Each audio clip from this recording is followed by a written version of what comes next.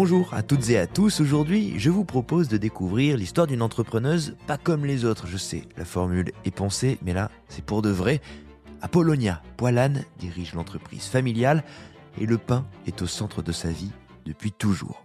La vie, justement, elle a voulu, plutôt que prévu, qu'elle embrasse la vocation née chez elle dès l'enfance. La disparition brutale de ses deux parents va la précipiter à la tête de l'entreprise à 18 ans seulement. Cet épisode a été enregistré dans le cadre du salon Foodorama, l'unique salon dédié à l'entrepreneuriat dans la food, un événement annuel que je vous invite à guetter, organisé par les propulseurs de food entrepreneurs, l'équipe de Service Compris. Apollonia était donc avec moi sur scène, en public, il y a quelques semaines, pour raconter l'histoire et le quotidien de son entreprise. Poilane, c'était en 2024 un chiffre d'affaires de 10,5 millions d'euros. On connaît tous le pain Poilane façonné par plus de 120 employés.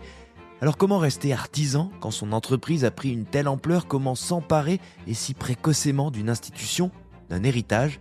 Comment faire griller une tartine et conserver son moelleux? Apollonia nous donne vraiment tous ces tips. Apollonia Poilane est dans Chef d'entreprise.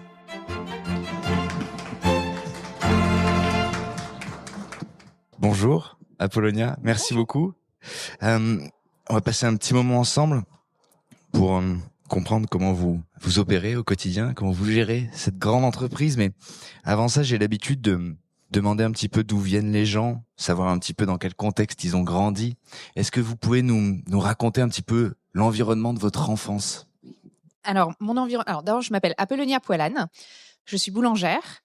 Et je suis aussi en charge, je suis le responsable de Poilane, qui est l'entreprise de ma famille, créée par mon grand-père Pierre en 1932, de l'autre côté de la rivière à Saint-Germain-des-Prés. Et mon enfance, c'est la boulangerie. C'est passer mes mercredis après-midi ou mes samedis à découper des sablés, à passer du temps dans la boutique, au départ donner un petit coup de main parce que ça occupe l'enfant que j'étais. Mais c'est aussi en grandissant une forme d'apprentissage de ce qu'allait devenir mon métier. J'ai très vite su que je voulais prendre la suite de mon père, mais ça s'est fait beaucoup plus tôt que prévu parce que le bac en poche en 2002, je faisais une année de césure avant d'aller à l'université. Mes parents ont eu un accident et j'ai pris leur suite et ça fait 23 ans et j'aime toujours autant mon métier et je continue d'aller à la boulangerie tous les jours si je suis pas à Londres où on a aussi une boutique depuis 25 ans. Vous avez tout déroulé c'est fini. En 1 minute, on a fait toute la vie. Cette histoire, on se parlait de l'enfance et vous le disiez justement, c'est une enfance qui a été bercée dans cet environnement-là. Très vite, vous le disiez, vous avez su que vous vouliez reprendre cette entreprise. Qu'est-ce qui, dans cet environnement, dans ces métiers-là, vous parlait à cette époque-là? Quand on est enfant, on nous dit toujours qu'est-ce que tu veux faire plus tard. Vous le saviez. Oui, alors c'est une très bonne chose et puis vous avez utilisé le mot bercer. Alors il faut que je vous raconte une anecdote. Mes parents, qui avaient beaucoup d'humour et ma maman était architecte, mon papa était boulanger, c'était deux esprits créatifs autant qu'entrepreneurs. Ils avaient décidé de transformer un grand panier dans lequel on transportait avant les monts de charge le pain du fournil vers la boutique en berceau. Donc j'ai vraiment bercé dans l'univers de la boulangerie depuis ma plus tendre enfance. Au sens propre. Au sens propre. Passer les mercredis, les samedis à la boulangerie, ça expose à un métier, à un environnement.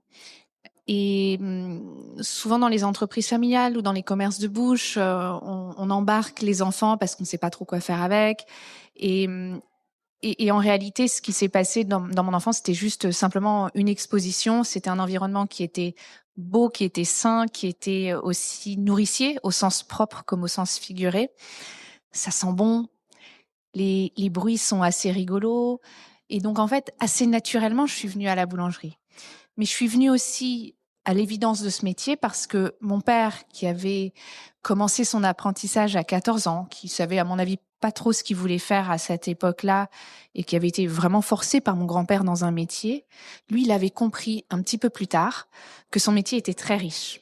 Il était riche parce qu'il est en connexion avec tous les domaines de la connaissance, qu'il ne laisse personne indifférent.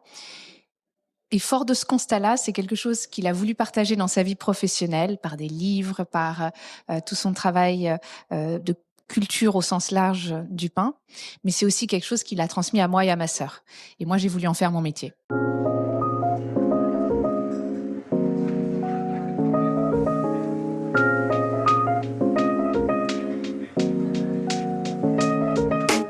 Est-ce que vous pouvez nous parler justement des valeurs qui ont été quelque part les fondations de votre histoire et qui sont aussi les valeurs de votre père, de vos parents et de cette entreprise finalement que vous continuez?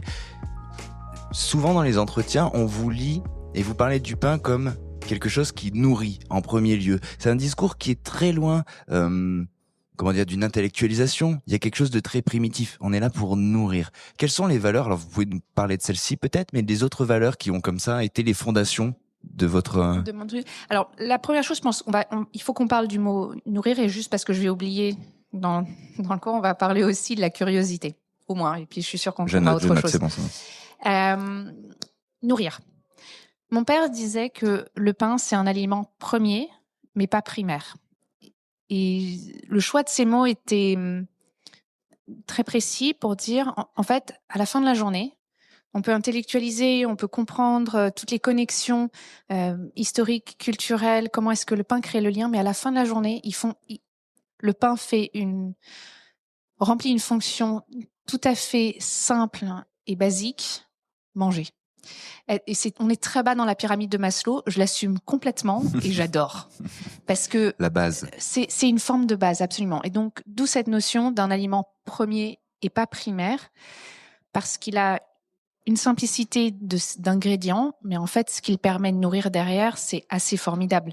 Une fois que vous avez le ventre plein, vous pouvez faire plein de choses. Vous pouvez aller monter une entreprise, vous pouvez aller faire votre séance de sport, vous pouvez tout simplement procéder à votre journée de travail, d'études. Ça, pour moi, c'est un vrai objet de fierté et c'est aussi quelque chose d'important. Alors, vous allez me dire, OK, d'accord, c'est très bien. Mais juste pour vous resituer, il y a 5 ans, quand on est confiné, la plus grosse recherche sur Google au mois d'avril 2020, c'est comment faire du pain à la maison. Je pense que c'est pas par hasard que quelque chose que globalement, sauf si c'était un truc que vous faisiez, vous n'aviez jamais fait de votre vie, mais c'est tellement viscéralement ancré en nous que le pain, c'est une base, que c'est la première recherche sur Google en avril 2020. Et je pense que rien que ça, on a la notion de ce que le pain est quelque chose d'essentiel. Donc pour moi, le pain, c'est cette nourriture physique qui du coup peut libérer l'intellect, mais c'est d'abord et avant tout quelque chose de simple, bête et méchant et tellement merveilleux, parce que un bon pain, quand il nourrit, eh ben on peut aller loin dans sa journée, et à l'inverse, si on n'a pas pu se sustenter correctement, ben la journée elle a pas la même tonalité. Pour ramener ça au spectre de l'entrepreneuriat, puisqu'on est ici à Foodorama, c'est pas rien de bâtir une entreprise sur quelque chose qui à ce point a une résonance viscérale. C'est pas bête. 100%. Pour entreprendre, 100%. de se dire tiens, commençons par quelque chose qui ancre. Et donc la curiosité, pour moi, c'est l'abord et le regard distinct, singulier de mes parents, mon père, parce qu'il était autodidacte, il a quitté l'école quand il avait 14 ans. Ma maman, qui était américaine et qui est venue en France, et donc qui a été d'une certaine façon déracinée, ils avaient en eux cette curiosité, cet amour de rencontrer l'autre. Et ça, c'est quelque chose qui a nourri mon enfance avec ma sœur. On était toujours confrontés, où mes parents avaient toujours à cœur de nous présenter quelque chose dont on n'avait aucune idée, de rencontrer, de comprendre le métier de différentes personnes. Et ça, c'est quelque chose qui est assez facilement nourri, parce qu'on peut souvent faire le lien entre le pain et les choses. Mais c'est vrai que ça reste une des valeurs qui peut se traduire tout simplement dans notre recherche et développement. On teste, on essaye, ça marche pas, on réessaye différemment, et c'est ce qui nous permet aussi d'avancer. Ouais, il faut aller voir, il faut s'exposer, il faut tenter. Vous le disiez, dans votre histoire, il va y avoir la disparition brutale de vos parents qui va vous exposer à la reprise un peu prématurée de cette entreprise. Vous êtes toute jeune à cette époque-là, vous avez 18 ans. Comment on gère l'idée de reprendre une telle institution quand on a 18 ans, même si on s'y projetait dans cette urgence-là? Alors, on est à l'automne 2002, j'ai le bac en poche, je fais une année off avant d'aller à l'université, et mes parents décèdent accidentellement ensemble. Moi, à ce moment-là, je travaillais au Fournil. Donc, je descendais tous les matins au Fournil pour finir mon apprentissage en boulangerie. Et du jour au lendemain, je suis montée dans le bureau de mon père. Et ça s'est vraiment passé comme ça. Et vous vous êtes dit immédiatement que En fait, il y c'était avait une une forme évidence. d'évidence, pour Ouais. 2 raisons.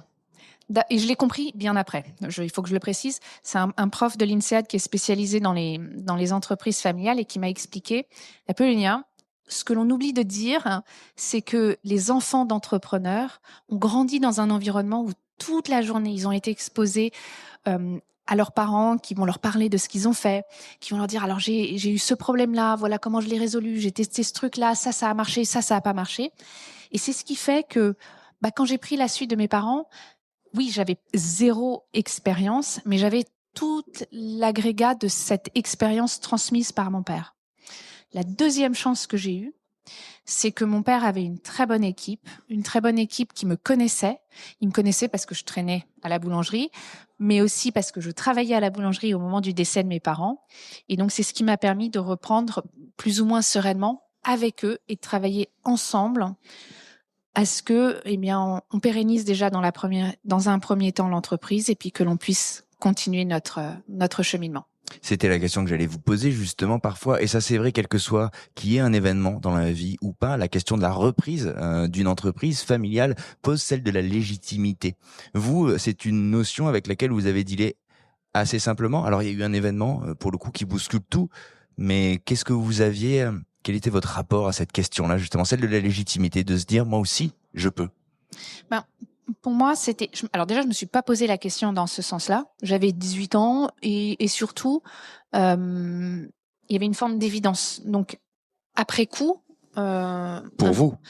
Voilà, plus de 20 ans après, aujourd'hui, je peux rationaliser les choses, vous expliquer pourquoi est-ce qu'il y avait cette forme d'évidence. Mais au fond, au moment où mes parents décèdent, pour moi, c'est je sais ce que je fais, je sais où je veux aller, ça se fait beaucoup plus tôt que prévu. Et concrètement, sur le moment, ce que je me suis dit, c'est que on pourrait prendre quelqu'un d'autre, mais si on prenait quelqu'un d'autre, le temps que je forme la personne à tout ce que moi je savais parce que j'avais grandi avec mon père, mais on aurait perdu un temps fou. On aurait perdu un temps fou. Et l'important, c'était d'assurer la continuité. Souvent, la légitimité, justement, vous y avez un petit peu répondu parce que vous avez effleuré Après, il y a l'importance l'équipe des aussi. équipes, exactement. Souvent, la légitimité, Évidemment. elle se gagne aux yeux de ceux qui étaient là avant. Non, mais soyons très clairs. Il y a 2 choses. Il y a, je connais cette entreprise et mon père a une super équipe avec laquelle je vais pouvoir travailler. Ça, c'est vraiment les 2 éléments clés que je pointais du doigt tout à l'heure pour dire, c'est ça qui a fait que ça a marché. Est-ce que ça a été facile tous les jours? Non. Est-ce qu'on a essayé de remettre en cause? Franchement, j'ai plus en tête d'exemples saillants, et ça n'a aucune importance, en fait. Le sujet principal, c'est comment est-ce que l'on continue d'avancer malgré des circonstances qui sont chahutées.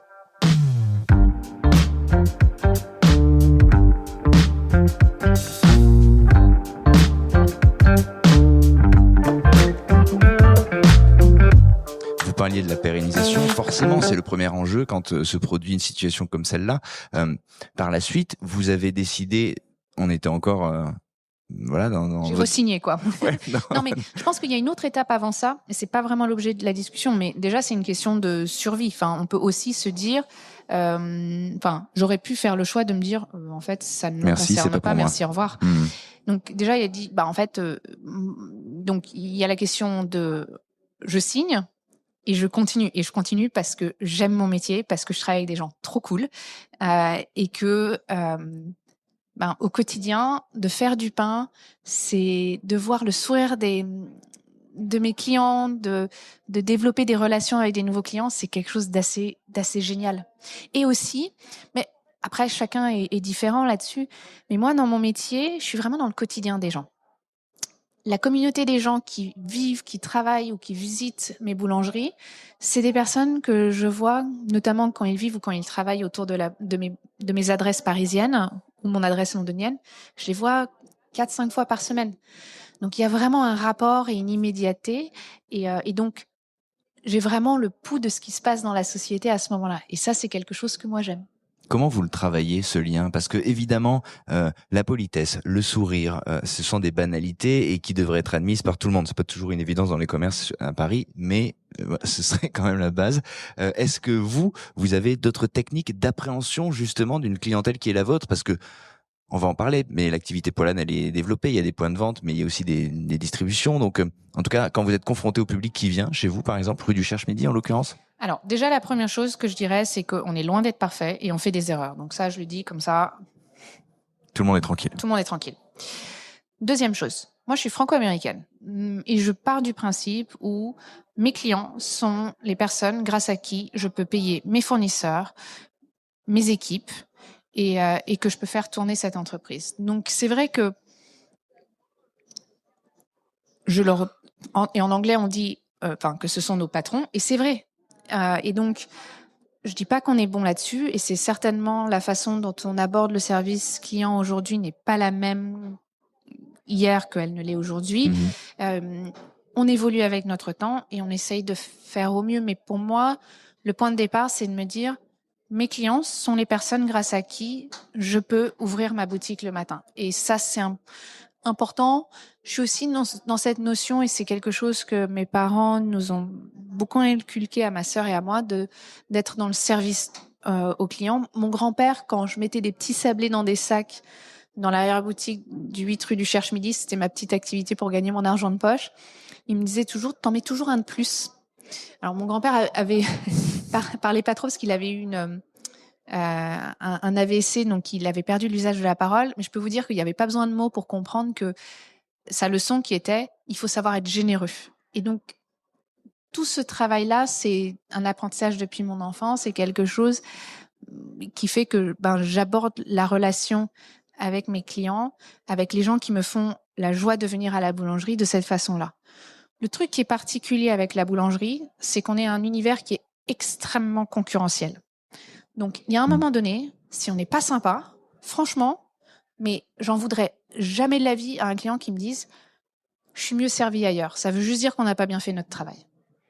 Quels ont été les enjeux auxquels vous avez voulu vous attacher par la suite dans le développement de la marque, quand vous avez habité votre rôle justement et que vous avez pris cette place-là?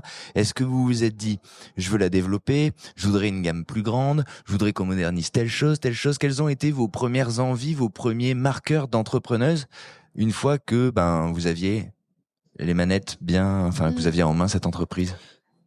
Alors, 22 ans après la suite de mes parents, je pense que c'est toujours un work in progress, c'est toujours un travail en cours. Mais quand vous avez commencé votre question, le premier truc qui m'est venu en tête, c'est déjà la façon dont je regarde mon métier, la façon dont je l'aborde. C'est de me dire, mon métier, si je devais le décrire d'une façon extrêmement simple, je dirais que je prends des céréales qui sont concassées avec une mouture qui est tellement fine que l'on appelle ça de la farine. Et grâce à la magie de la fermentation, on en fait du pain. Chez nous, on fait aussi des biscuits et des pâtisseries boulangères. Mais la matrice, elle est là. Des céréales, de la fermentation. Et avec ça, la magie de notre savoir-faire manufacturé, nos fours chauffés au bois, notre savoir-faire, parce que ça fait 93 ans que nous sommes au 8 rue du Cherche-Midi et maintenant depuis 4 autres adresses dans Paris et une adresse à Londres. C'est ce travail-là qui est la base, la colonne vertébrale de mes directions. Pourquoi vous avez besoin de vous rappeler cette évidence-là, d'en revenir justement à l'ADN? Parce que quand vous utilisez le mot farine, la plupart du temps, vous voulez dire farine de blé, mais comme vous ne le précisez pas, vous passez à côté du truc. Et en fait, c'est d'ailleurs ça, plus le fait qu'en France, quand on parle d'un pain de seigle ou d'un pain au seigle, on parle de deux choses différentes. Alors, je vous la fais en 2 secondes parce que c'est pas l'objet de cet échange. Mais un pain de seigle, c'est un pain où principalement la farine présente, c'est de la farine de seigle. Alors qu'un pain au seigle admet, en gros, une toute petite quantité de farine de seigle pourrait constituer un pain au seigle. Et donc, pour moi, c'est très important de le dire de cette façon-là. Le mot farine n'est qu'une mouture, c'est juste une granulométrie. Donc, ça, c'est une base et un cadre de travail. Et après, en 22 ans à la tête de mon entreprise, j'ai développé des nouvelles adresses. Il y en a certaines que j'ai refermées. J'ai aussi développé des pains, des biscuits, des pâtisseries boulangères aussi. Et donc, en fait, toutes ces choses-là qui sont... Enfin, le jeu de mots vaut ce qu'il vaut, mais on doit être au four et au moulin parce que je reste une PME. Mais qu'est-ce qui a guidé vos envies? Qu'est-ce qui a fait que vous vous êtes dit, tiens, on va essayer de déployer de nouvelles adresses, ou tiens, on va essayer d'élargir la gamme? Comment ça s'écrit? Ça commande? On passe de l'envie justement à se dire, ok, c'est sur cet axe-là, en tant qu'entrepreneur, en l'occurrence, que je vais m'activer. Alors, sur les produits, sur le pain, les biscuits, les pâtisseries boulangères, essentiellement cette matrice, céréales, fermentation, pain, biscuits, pâtisserie boulangère. Et donc, par exemple, de mes petites punitions, qui sont mes petits biscuits sablés iconiques, qui sont un petit sablé normand, je me suis dit, ce serait intéressant. Oui, ça s'appelle punition, parce que ne pas les consommer est une punition. C'est une punition, oui.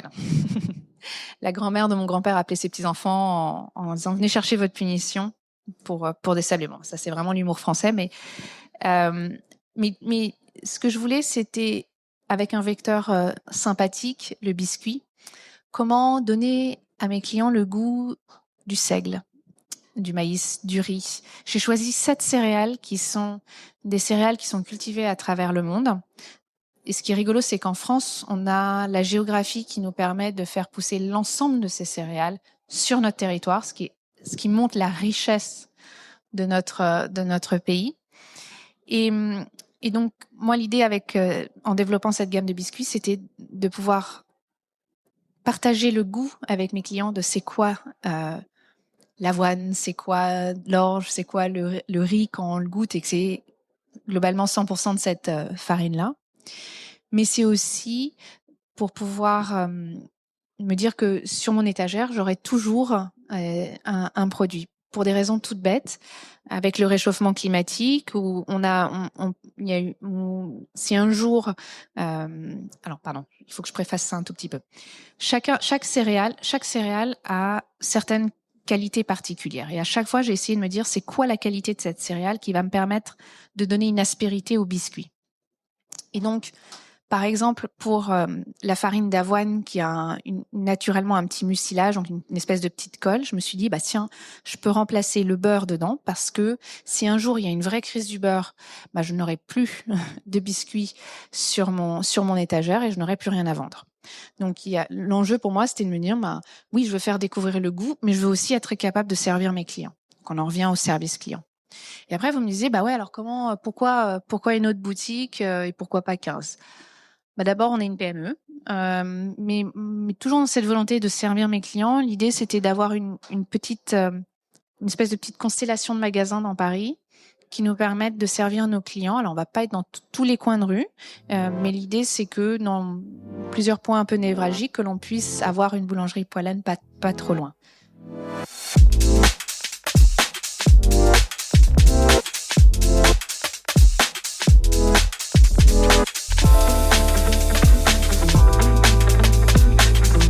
Alors, il faut nous expliquer quelque chose. Comment on parvient à faire que là, on se parle d'une petite PME, d'une petite constellation de boutiques, et que la notoriété de Poilane, il y a la distribution aussi certainement, on va peut-être en parler, est telle que moi qui ai grandi, vécu en province très longtemps, ça fait très longtemps que j'entends pain Poilane, et que dans certaines brasseries, à Toulouse par exemple, je consommais des croque-monsieur avec du pain Poilane. Alors, c'est une petite PME qui est très connue quand même.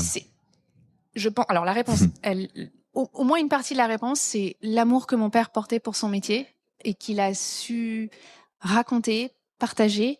Mais comment? Et déjà tout simplement en prenant la parole. La chance que vous me donnez aujourd'hui de m'écouter, c'est une opportunité que moi j'ai de vous dire qu'est-ce qu'on fait chez Poilane, qu'est-ce qui est particulier et que l'on fait chez nous et comment on le fait.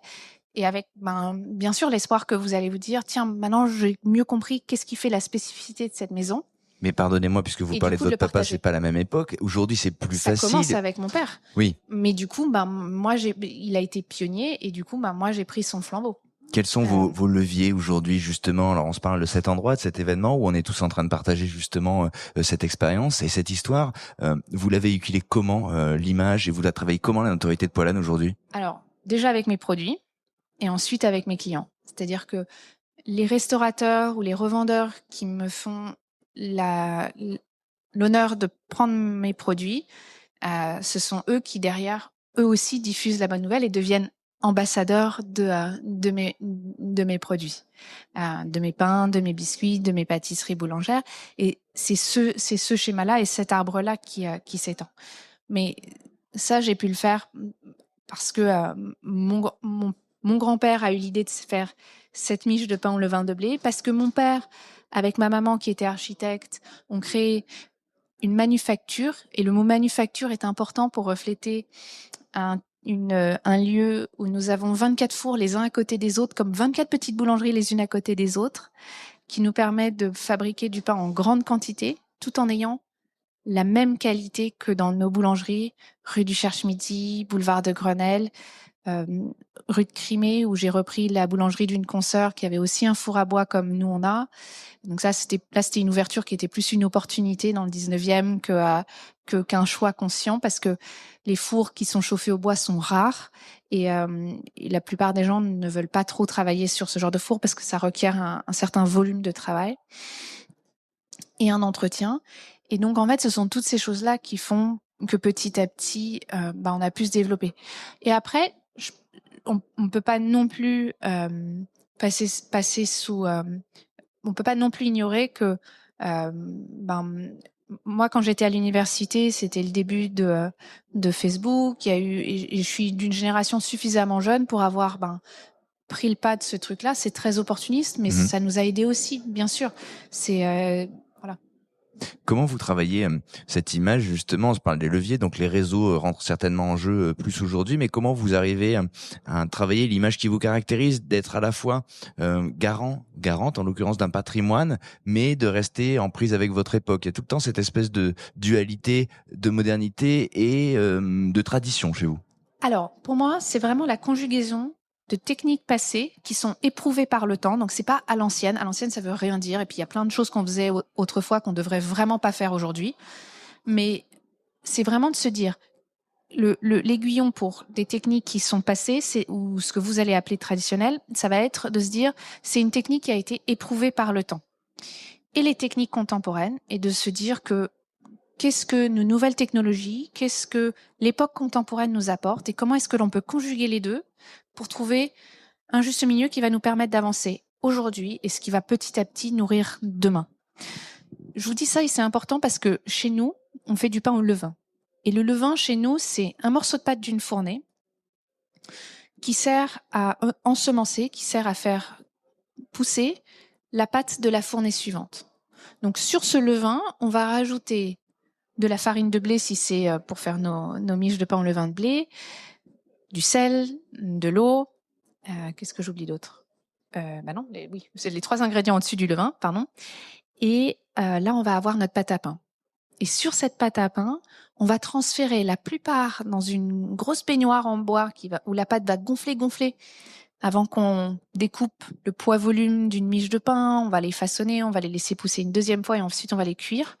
Mais on va laisser un petit peu de cette pâte dans le pétrin et quelques heures après, avec le travail que l'on va faire pour avoir le levain, on va se retrouver avec le levain de la fournée suivante. Et donc, ça veut dire qu'il y a un petit peu de cette pâte qui est là depuis tout le temps. Exactement. Et en fait, donc vraiment chez nous, il y a toujours ce lien entre passé et présent, mais jusque dans notre façon de fonctionner, qui vraiment façonne, nourrit, alimente la façon dont on avance.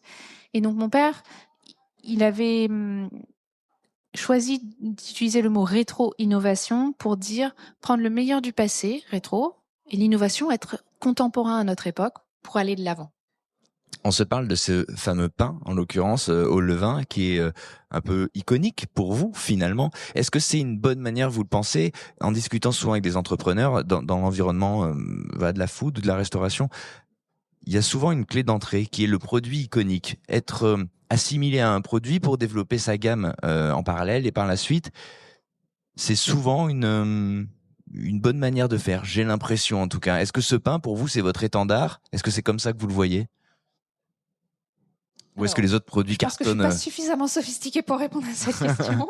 Non, mais c'est vrai que c'est très représentatif de votre marque. On l'a tous directement quand on parle de Poilâne, on pense à ce pain. Mais notre miche de pain au levain de blé est une de nos bases, clairement. Et si cette base n'était pas bonne, je pense que nos clients nous feraient pas confiance pour notre pain de seigle, pour le pain de maïs que j'ai développé en 2006, où il y a 100% de farine de maïs et il y a une simplicité d'ingrédients qui fait que on a un pain alors oui, il faut que je précise. La farine de maïs, il n'y a pas de gluten dedans. Et donc, du coup, j'étais un petit peu horrifiée de voir que les gens appelaient pain de maïs un pain où on mélangeait farine de blé, farine de maïs. Et à l'inverse, j'avais pas envie de mettre des gommes sur lesquelles on n'avait aucun recul sur leur innocuité. Et je vois pas pourquoi est-ce qu'on mettrait des œufs et du sucre dans un pain qui est censé être salé. Enfin, sauf si c'est une brioche, ça n'a pas de sens.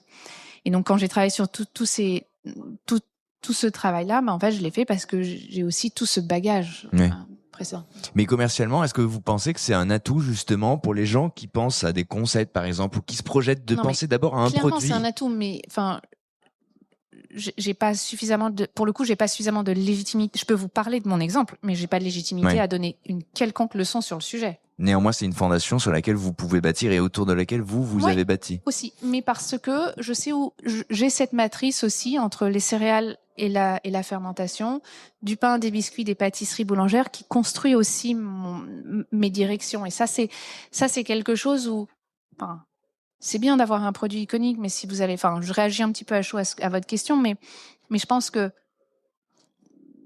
si je savais pas, si je développais pas un sujet, ça suffit pas exactement. C'est probablement au moins en partie une condition nécessaire, mais elle est certainement pas suffisante.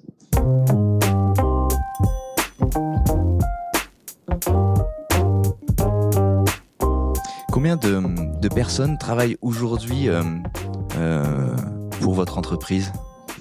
On est 120 paires de mains. On est 120 personnes qui, au quotidien, fabriquent le pain, découpent nos biscuits, qui les vendent dans nos magasins, qui les livrent auprès de nos revendeurs. Et on a une petite équipe administrative aussi. On se parlait de ce petit, non pas paradoxe, mais de ce lien entre la tradition et la modernité. Là aussi, il y a un lien qui peut paraître aussi paradoxal. C'est votre présence, votre grande notoriété, et vous parlez de paire de mains. Il y a quand même cette notion, vous parlez de manufacture. On est quand même, on pourrait se dire, Poilane, c'est forcément industriel. Parce que on l'imagine partout, on le voit souvent, et non. Et non, et surtout, en fait... Mais comment c'est possible? Comment c'est possible? C'est parce que mon père connaissait son métier. Quand il avait 14 ans et que mon grand-père l'a forcé de travailler dans l'entreprise, il a appris un métier. Et parce qu'il connaissait son métier sur le bout des doigts, il a pu faire un choix conscient à la croisée des chemins dans le développement de son entreprise, parce que il a pris la suite de mon grand-père qui a eu cet AVC, et il a structuré une boulangerie de quartier qui avait sa petite notoriété, mais il a vraiment construit une entreprise. Et parce qu'il connaissait son métier au bout des doigts, il a pu vraiment se dire qu'est-ce que je veux faire comme pain. Et effectivement, la logique de l'époque, ça aurait été d'industrialiser, faire une ligne de production. Mais parce qu'il connaissait son métier par cœur, il a pu se dire, moi je vais faire un pain où chaque miche va sortir et va être de la même façon que la fournée suivante. Ça va pas être une ligne de production, mais on peut se permettre, en s'organisant, en mettant 24 fours les uns à côté des autres, faire un peu, si vous vous souvenez de vos cours de physique en 4e, le circuit en dérivation versus le circuit en série. Le circuit en série, c'est l'usine. Le circuit en dérivation, c'est notre manufacture, où on peut se permettre de valoriser la main de l'homme parce que on a une compréhension de notre métier, et ça nous permet d'allumer plus de lumière ou moins de lumière, de faire plus de fournées ou moins de fournées selon le besoin. D'accord. Et ça nous permet au passage de gâcher moins, parce que bon, c'est pas du tout la question que vous venez de demander, c'est totalement une digression, mais tout est fait dans notre métier pour surproduire.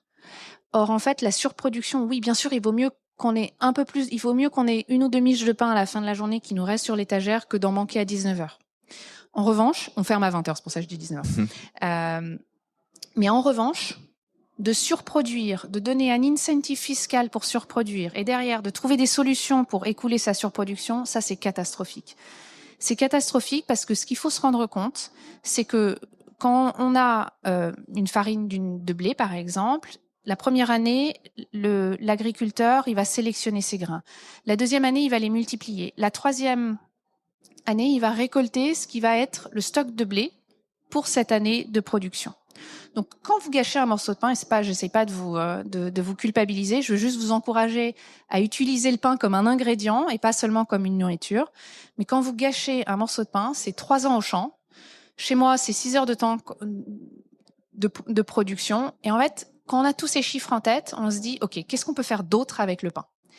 Et pour moi, ce que l'on peut faire d'autre, c'est déjà se dire, OK, le pain, c'est génial avec une tartine de pain beurré le matin. Astuce au passage, mettez 2 tranches dans le trou d'un toaster. D'abord, vous aurez 2 tartines au lieu d'en faire une par une, mais ça gardera un moelleux qui va vous permettre de garder la tartine un quart d'heure, 20 minutes. Quoi, 2 tranches dans le même... Ouais, 2 tranches dans le même trou. Et ensuite, de se dire, OK, donc votre pain, vous êtes arrivé au bout, la tranche, le quignon, il est un petit peu dur, on n'a pas très envie d'en faire quoi que ce soit. Faites-en des croûtons, faites-en de la chapelure, faites-en un pain perdu. Le pain, c'est un peu comme un œuf, c'est vraiment un aliment complet, on peut en faire 1000 choses.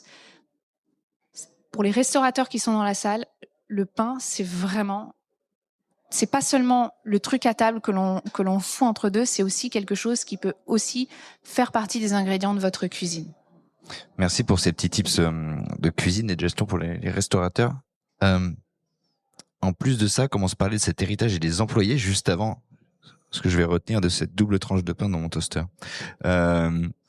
Les employés qui sont nombreux, vous le parlez, même si vous parlez de PME, est-ce qu'il y a des employés chez vous qui sont là depuis très longtemps? Parce que depuis le début, on se parle d'héritage et j'imagine que chez vous, il y a des gens qui vous accompagnent et qui vous ont connu il y a un petit moment. Il y a des gens qui m'ont connu, des gens qui m'ont connu au berceau. Et est-ce que c'est une force, ça, pour une entreprise? C'est génial. Après, tout contient son contraire. Donc, il y a des choses qui sont incroyables et puis il y a aussi, moi, je trouve que c'est génial, mais bien sûr que c'est pas toujours génial. Mais chez nous, on est une entreprise familiale parce que je suis la 3e génération après mon grand-père et mon père à poursuivre cette aventure.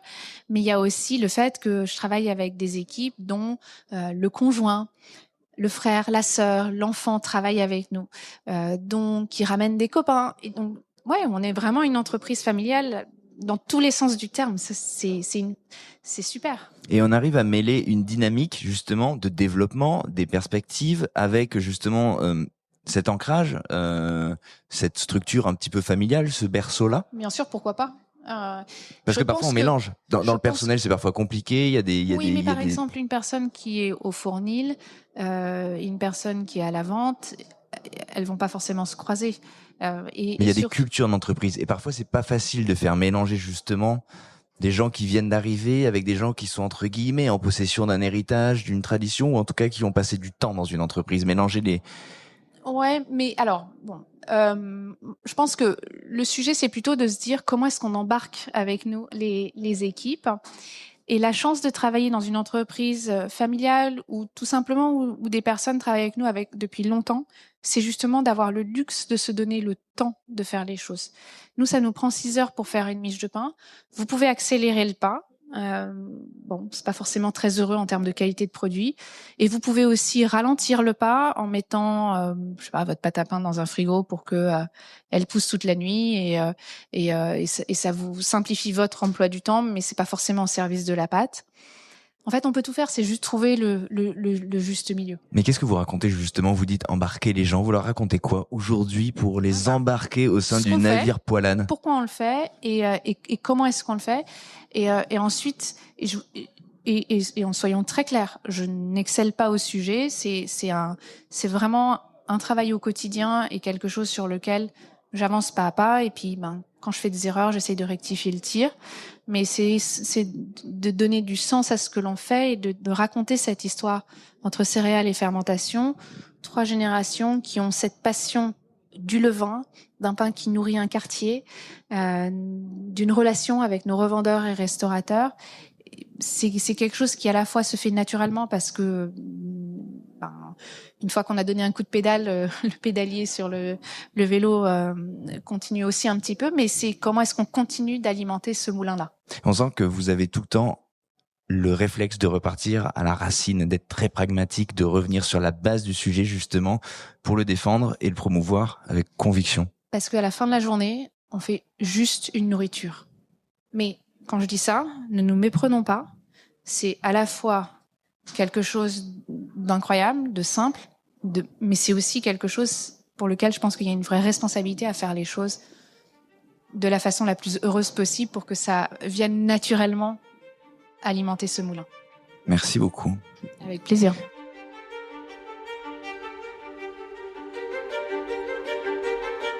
Merci Apollonia pour cet échange, merci d'avoir dit ainsi et sans filtre la réalité d'une histoire, si dure soit-elle.